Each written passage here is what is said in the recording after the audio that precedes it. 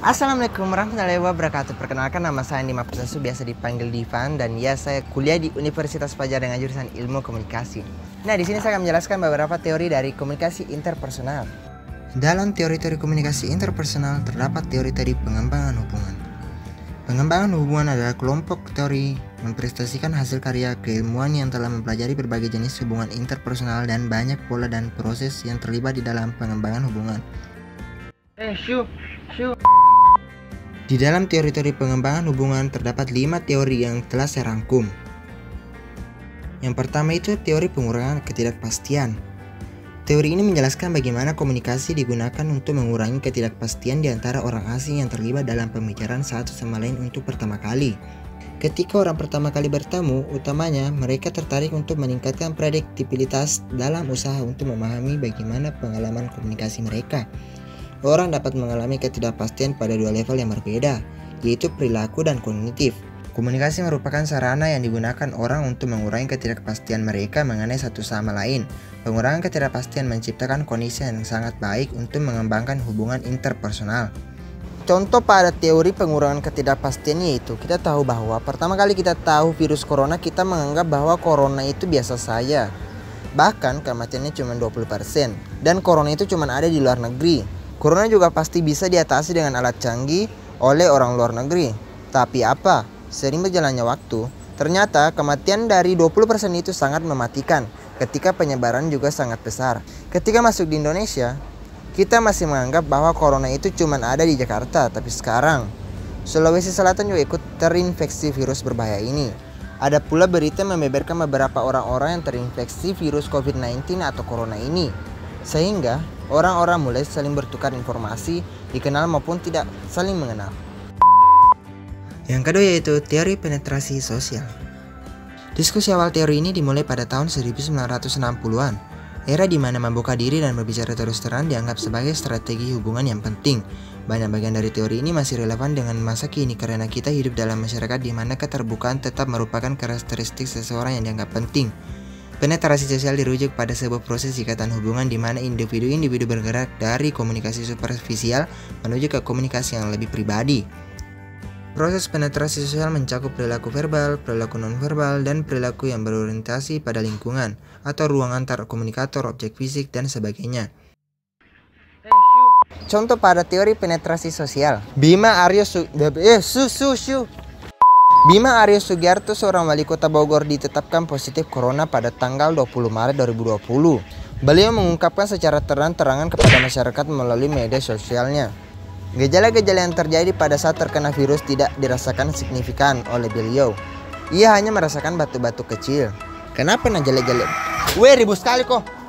Ketika mengetahui dirinya bahwa positif terkena penyakit virus corona ini, ia tetap menjalankan prosedur yang sudah ditentukan serta mempercayakan kepada tim medis untuk menindaklanjuti. Beliau menghimbau kepada seluruh masyarakat untuk menjaga kesehatan, jaga jarak, dan menjaga diri. Meskipun harus tetap keluar, jangan lupa menggunakan masker, serta kurangi bepergian keluar jika tidak ada hal yang mendesak.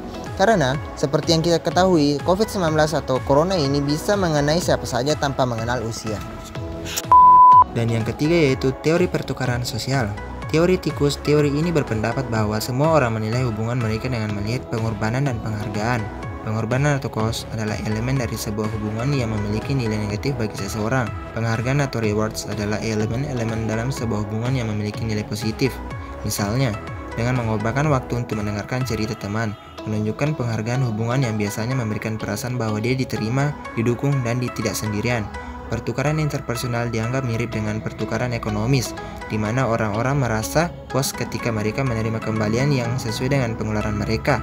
Nah, contoh pada teori pertukaran sosial. Contoh pada COVID-19, para medis yang setia melayani pasien corona dan memberikan info penyuluhan atau edukasi terkait virus COVID-19 atau corona kepada masyarakat. Yang keempat yaitu teori dialektika relasional. Teori ini menyatakan bahwa hidup berhubungan dicirikan oleh ketegangan-ketegangan yang berkelanjutan antara impuls-impuls yang kontradiktif. Pengalaman manusia dibentuk melalui komunikasi dengan orang lain. Orang-orang yang terlibat di dalam hubungan terus merasakan dorongan dan tarikan dari keinginan-keinginannya yang bertolak belakang. Ketika orang berkomunikasi dalam hubungan mereka berusaha untuk mendamaikan keinginan-keinginan yang saling bertolak belakang tersebut. Contoh pada teori dialektika relasional, yang kalian tahu bahwa corona itu sangat bahaya, membuat warga masyarakat seluruh dunia panik dan ketakutan. Tapi para ahli selalu membuat kedamaian, di mana mereka menjelaskan kelemahan dari corona dan para ulama juga memberitahukan bahwa semua sudah diatur oleh Tuhan, sehingga membuat masyarakat bisa lebih tenang dan lebih damai. Ada pula kejadian yang terjadi di Samarinda, di mana pasien yang dalam masa pengawasan mengamuk dan mendobrak pintu kamar dikarenakan tidak ingin diisolasi di rumah sakit, sehingga membuat para tim medis menjadi ketakutan. Lalu pada akhirnya pihak rumah sakit menghubungi kepolisian agar dapat mengamankan situasi tersebut, sehingga pasien tersebut dipulangkan dan diberi arahan agar tetap mengisolasi diri di rumah dan tetap dalam pantauan para medis. Dan yang terakhir atau yang kelima yaitu teori manajemen privasi komunikasi. Teori ini didesain untuk menjelaskan isu-isu keseharian negosiasi kompleks antar privasi dan keterbukaan. Memutuskan apa yang akan diungkapkan dan apa yang harus dirahasiakan bukanlah keputusan yang dapat langsung diambil, melainkan merupakan tindakan penyeimbangan yang berlangsung secara terus-menerus.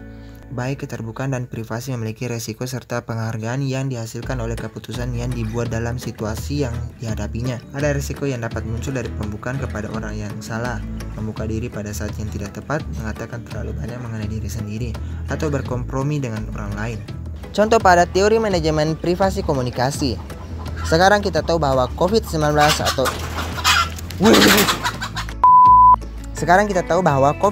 sudah merajalela di Indonesia. Tetapi, apakah kita tahu siapa saja yang terinfeksi virus tersebut? Tentu saja tidak. Data pasien yang positif pada saat ini masih dirahasiakan agar masyarakat sekitar tidak melakukan hal-hal yang tidak diinginkan, agar pasien juga tidak merasa intimidasi. Itulah tadi teori-teori dari komunikasi interpersonal. Jika ada kesalahan mohon dimaafkan. Saya pamit undur diri. Dan sampai jumpa di next video berikutnya. Dadah. Dims.